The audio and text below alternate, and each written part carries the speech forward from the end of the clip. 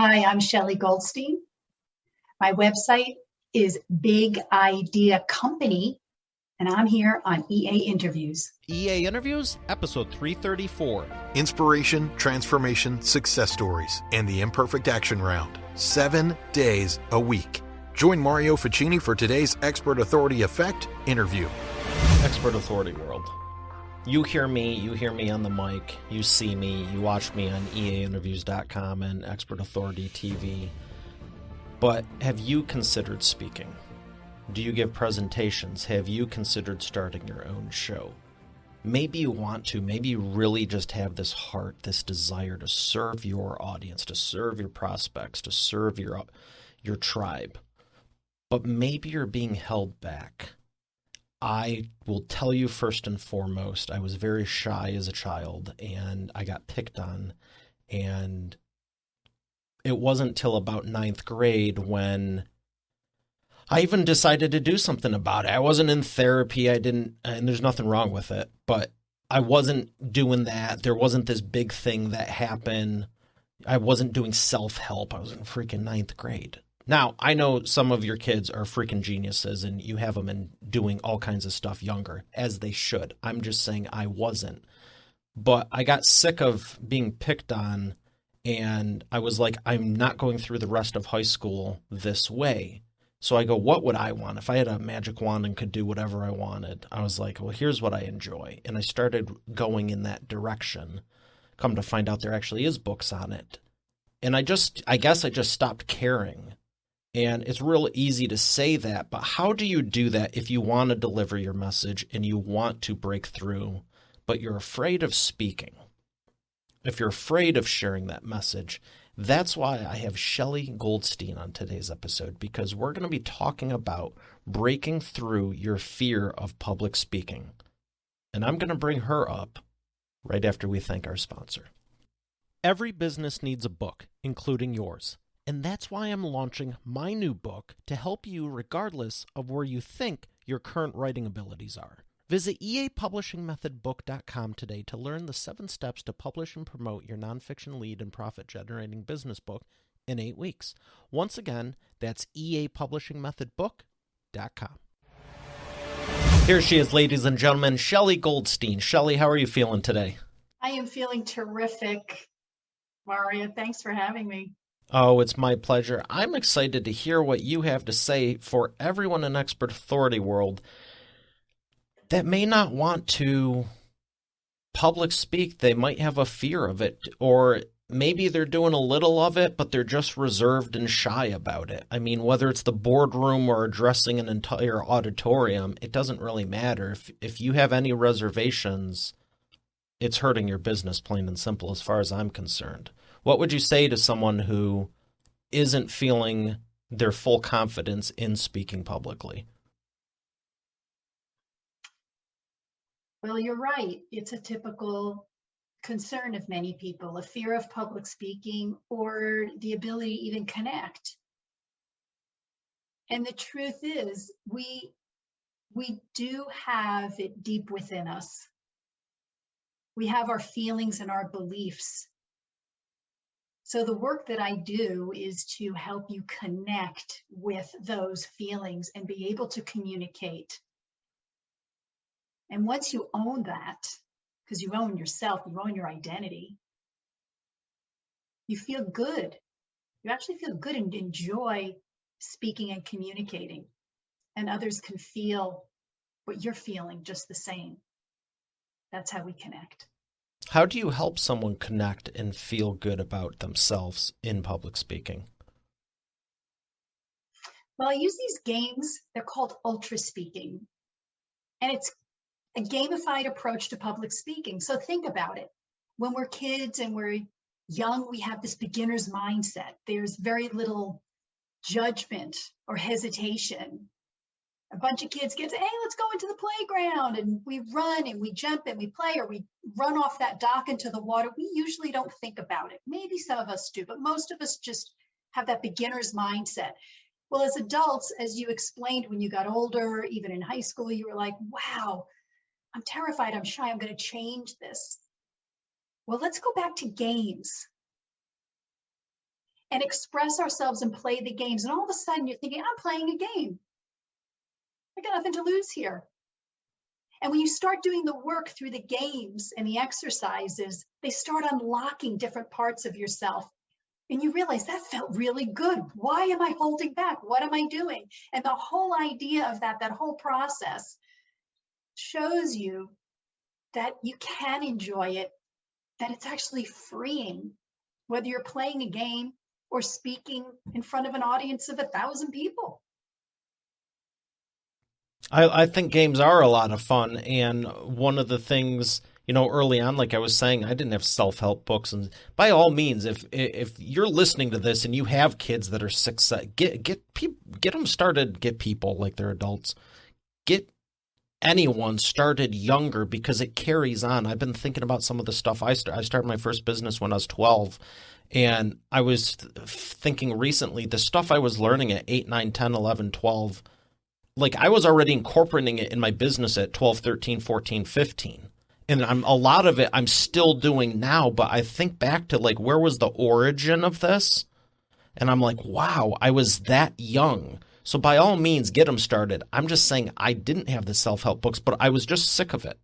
So I did turn it into a game. And I remember just asking my friends, literally, if you could change one thing about me, what would it be? And I'll never forget one of them. I was in band class, and my good friend Alexa, and she says, well, you kind of lean over and hunch when you walk. Maybe try walking straighter. I was like, sounds good. You know what I mean? There wasn't any rhyme or reason. It was just like, tell me your perspective on me. And so that week, I just practiced better posture, I guess you would call it, walking straighter. And then it was maybe speak up when you talk a little bit more. And you know what I mean? It was just, you change 1 degree over the course of one thing a week, a day, even one thing a year. It's kind of a slow pace, but whatever. Over a lifetime, why not? So I love the idea that you incorporate games. What do you start people off as far as the activity to take that first step? What's the game you have them play? Well, Ultra Speaking started as a card game and was actually one-on-one. And COVID kind of forced us all to look at things differently. So the founders, the brilliant founders, Michael Gendler and Tristan Montebello, came up with a virtual aspect to it. And it's all digital, it's online. And the beautiful thing about that is we can, through Zoom, convert our screens and run through the different games. So there's over a dozen games, and each one is designed to help with a different aspect of speaking. So the first thing is to create a safe space and play something that we call, ironically, podcaster game, where we alternate speaking, but the idea is it's one voice. So if you're a listener, it's one voice, one thought process, but many of us are contributing to that thought. And it's a fun way to kind of engage people, get them to relax. It's part of a group environment, safe group environment. Usually gets people to go, okay, this is okay, I can do this. And then we drill into other games based on certain aspects of speaking that we want to deal with, whether it's musicality or working on breath and pause.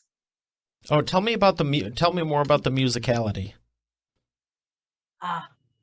Musicality, there is a game called Conductor, which I absolutely love. And basically, if you were to think in music scales, you run the scales in music. Well, we have scales to our voice. So if 5 is our natural speaking voice on a scale of 1 to 10, this might be my 1. And maybe this is my 10. So you do the scales. This is my 1. This is my 2. This is my 3, and so on, so on. And how it works is the game has an image. It gives you a topic. You start speaking, and the number comes up. If it's a 9, give it your 9. If there's a 2, speak at a level 2. And the game forces you to reach these numbers, to reach that energy, that emotion, that excitement. And once you've experienced the full range of 1 to 10 by force, if you will, by the game, you naturally find your range. Maybe you're only a 4 to a 6. That's fine. If you're Tony Robbins, you're probably at a 9, 10. That's where you're at. So it's that exploration and that experience. And some people are surprised. I never knew I could be a 10. And it unlocks all this type of excitement behind speaking. Well, I like that, because if someone is naturally 4, 5, and 6 in this scenario, maybe they want to be louder, but maybe they also want to be quieter. You know, the quiet person might want to go up to a 3, 4, or 5, and the loud person might want to learn how, well, depending on their personality type, they might want to become a 4, 5, or 6, or at least know the situation that they're doing this in, because I've noticed the personality types also tend to be their speaking style. If they're more shy and reserved, they're also quieter. If they're more outgoing, they're louder. But I'm not saying one is better than the other. I'm both. And if I was here going, okay, Shelley, on today's show, we're gonna be, this would be horrible. And I apologize, Expert Authority World. I had to make the point. But also, if I'm speaking too quietly all the time, you might be like, dude, this dude's putting me to sleep. You have to know the situation in which to use that. So do you have a technique? First off, how do you make someone realize where they're at and admit it if they're trying to deny it? It's so interesting. I mean, the word make is challenging. I don't know that we could make anybody do anything they don't want to. And you talked about reaching this range, like the right moment. You're 100% right. There is a moment to project at a loudness or use a soft-spoken word to perhaps draw people in. What we do through the games is getting you to speak from how you feel. How do I feel about this? And organically, that energy is connected to the emotion. And you may feel, I'm mad and I want to be loud. And that's how we communicate, as opposed to feeling we're forced to always be at a certain level. And to your point, if you're shy, maybe you're in the 1 to 5 range, but it's that range. I don't believe that whether you're a shy person or an introvert or extrovert, if you slam your hand in the car door, you pretty much are going to have a shocking reaction. I doubt somebody's going to be like, you know, whisper, that really hurt. Oh, darn, that was unfortunate. Exactly. So if you think of that emotion, you think of that energy that comes from how you feel in that moment, that's compelling. Now you're sharing something. If you feel it, I feel it. Yeah, it's interesting because the people who speak louder,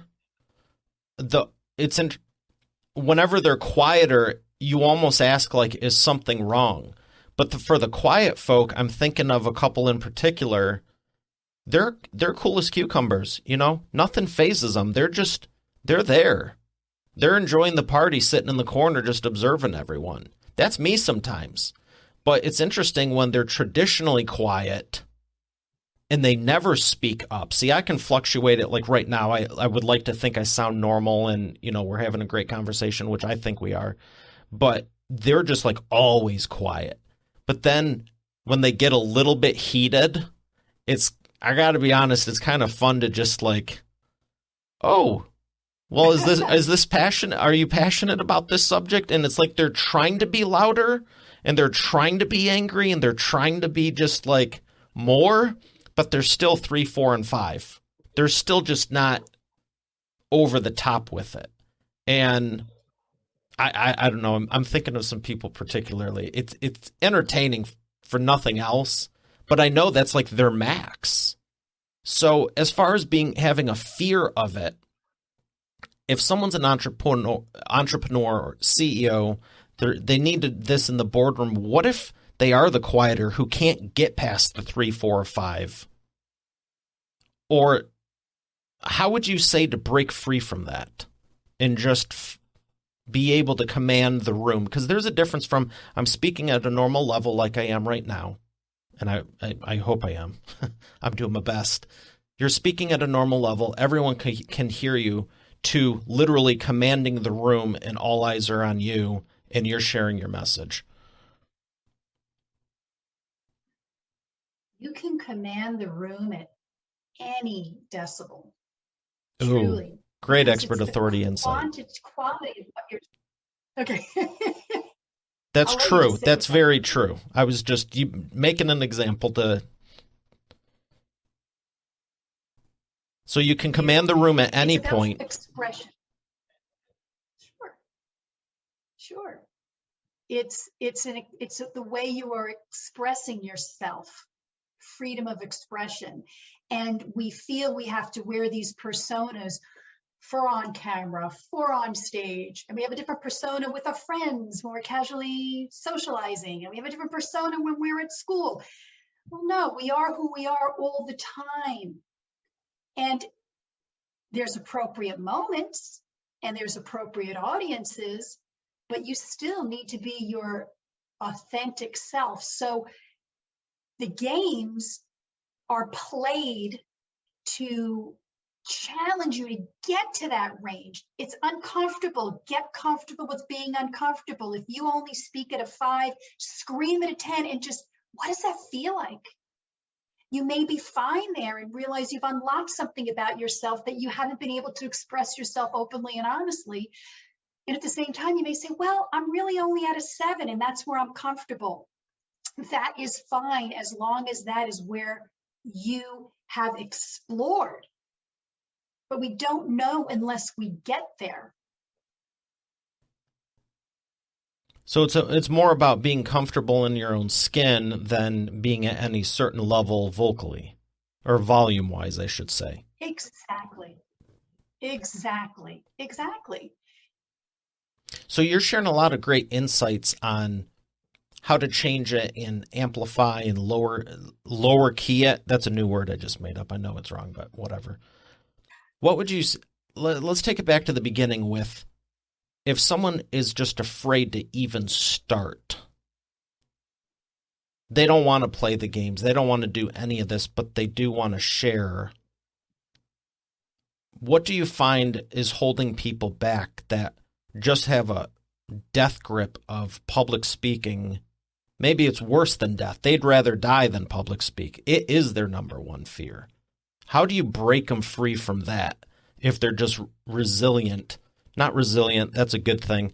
If they're resistant to everything you're trying with them.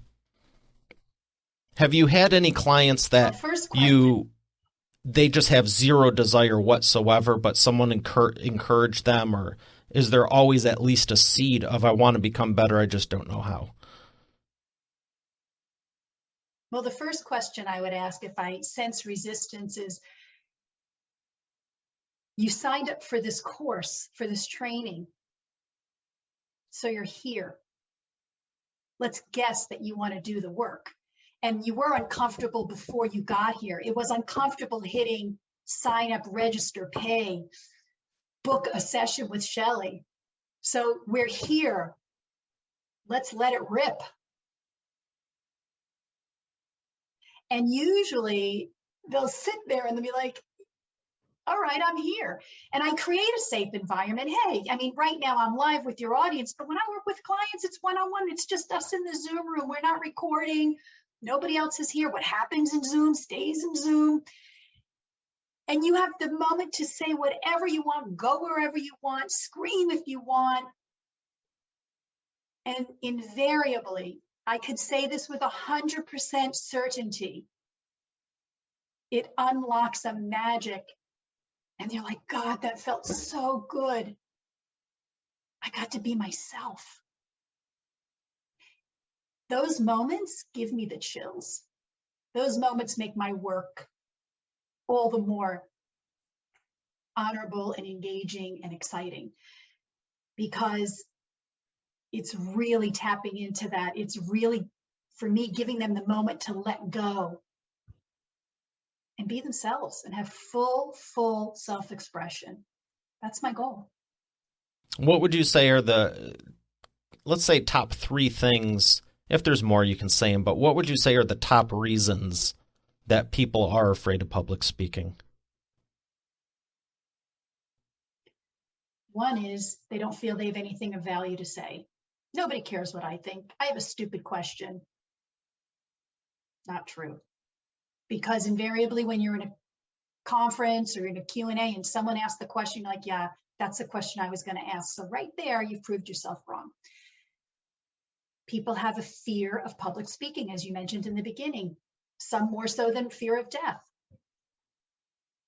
There are many people that have to communicate complex information to the layman, like if you're a tech designer or developer and you have to relay information to your team, they don't know what you're talking about. How can we get clear, concise content and one central idea communicated to anybody?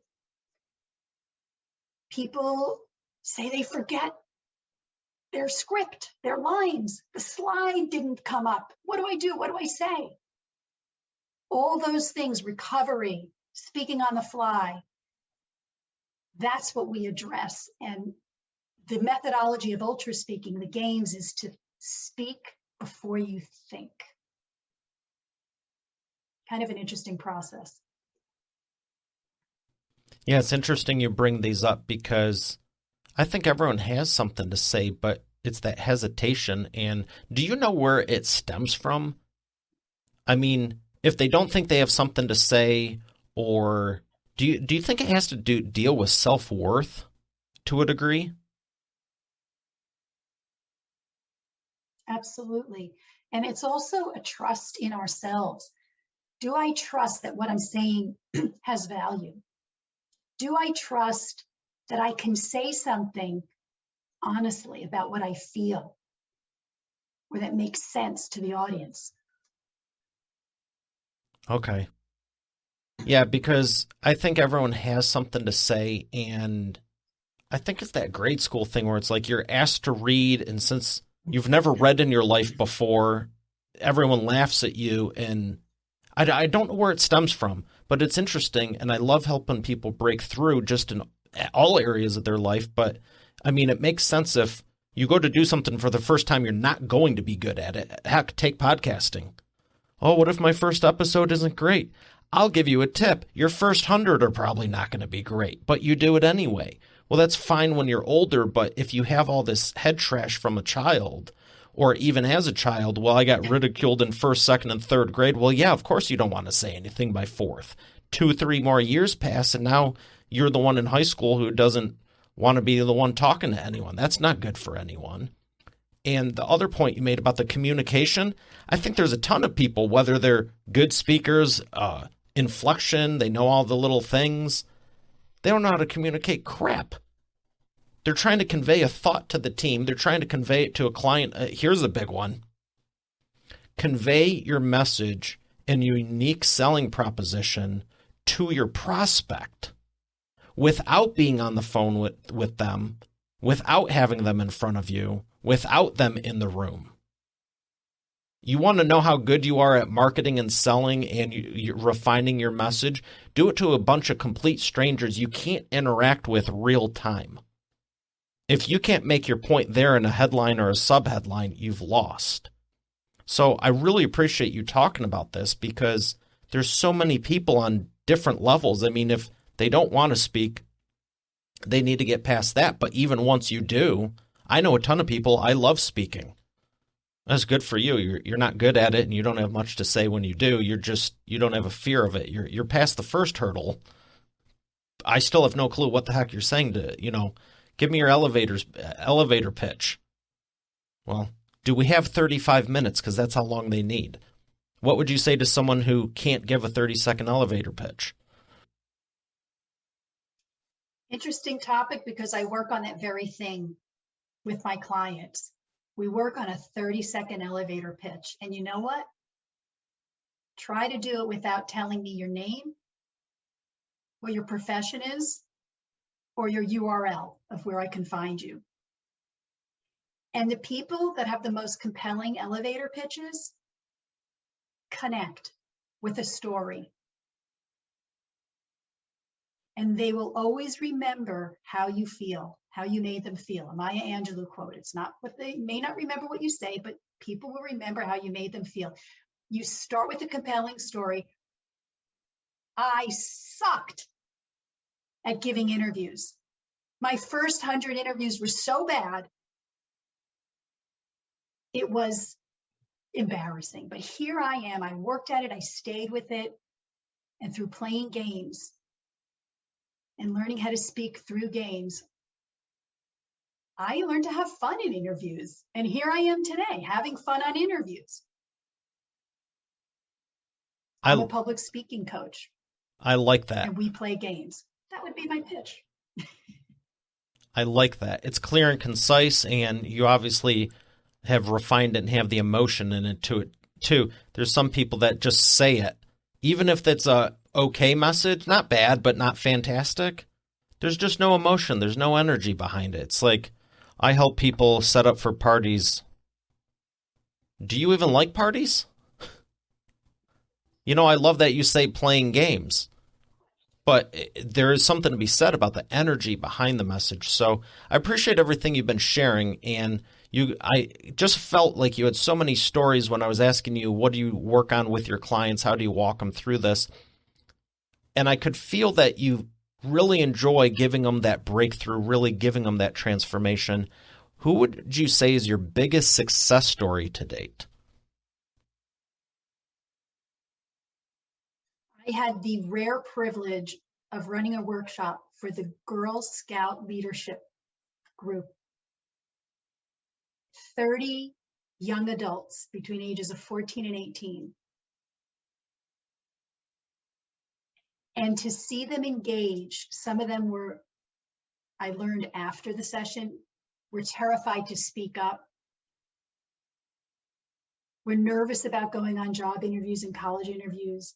And by playing the games, all these young people engaged. The shyest ones raised their hand to volunteer multiple times. And to learn that at such a young age and to carry that forward and know that their takeaways were, I can speak up. I can communicate my true self. I can have freedom of expression. I can take a pause when they ask me a question if I don't know the answer to think about how I might answer that. The Girl Scout leadership group, and it was boys and girls, was probably my greatest success to date, to see young people really, really embody this work. I'm really happy to hear that because, like I was saying earlier, I think there's a lot of people who use they're just kids, or she's just a kid, he's just a kid. Well, when are they going to start? I think it's really great that you were able to help them at a younger age, because they do carry it with them the rest of your life. I mean, I'm a huge believer in that. It's not even believer in it; it's a fact. I mean, it's a whole other topic, but I'm glad you're doing that. So thank you. I have one more question for you before we. It's going to be fun. You're going to like this. I have one more question for you before we thank our sponsor. And it's what I was hiding from you right before we started. It is. No, whoa. Here. Oh, there we go. That's a good spin. It's the wheel of whatever.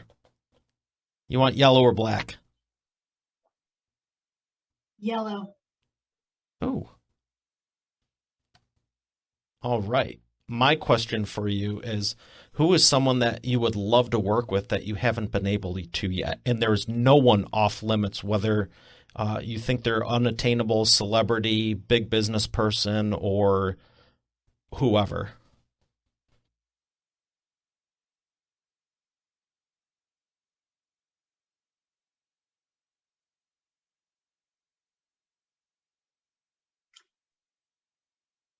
Seth Godin is a brilliant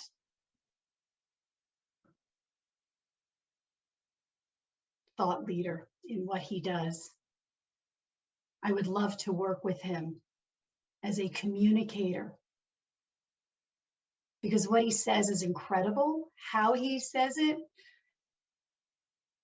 I would love to challenge that and take it to a new level.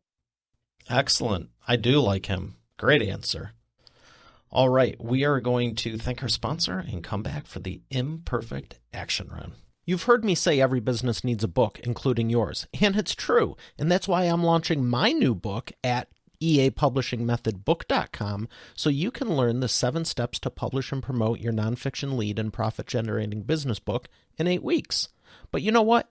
Don't take my word for it. Take it from a few of my authors, like Lori. And I went from having an idea and a possibility to actually getting my book published. Or Catherine. Thank you for making my mom #1 best-selling author. Or Mary Alice. What he got done for me in 3 days regarding my book launch,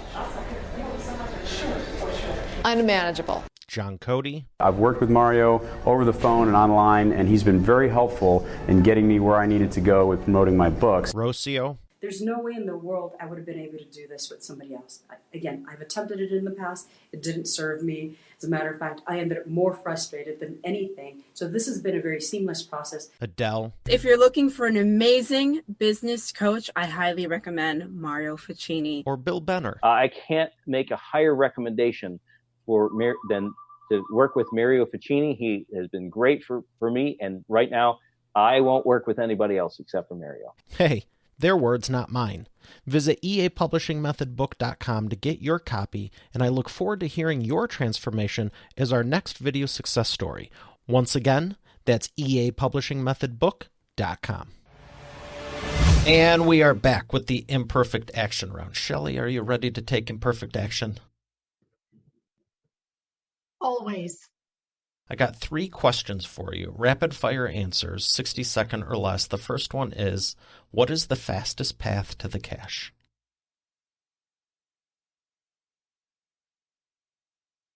Believing that you already have it.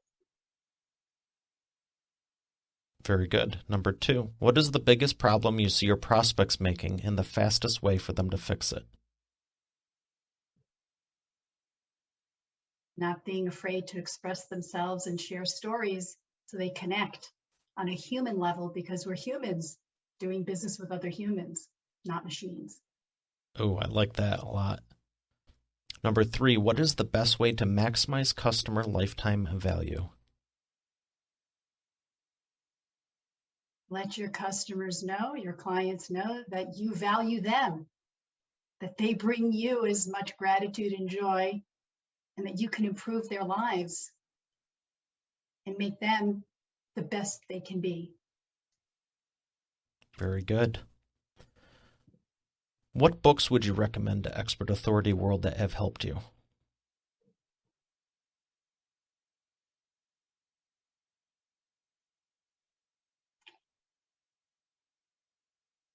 The 4 Agreements, very simple.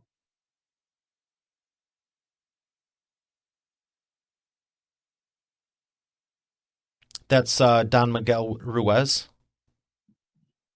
Correct. Excellent. That is a good one. Well, thank you so much for your insight. Where would you like people to learn more? Well, you could stop by my website, Big Idea Company, all spelled out, .tv as in television.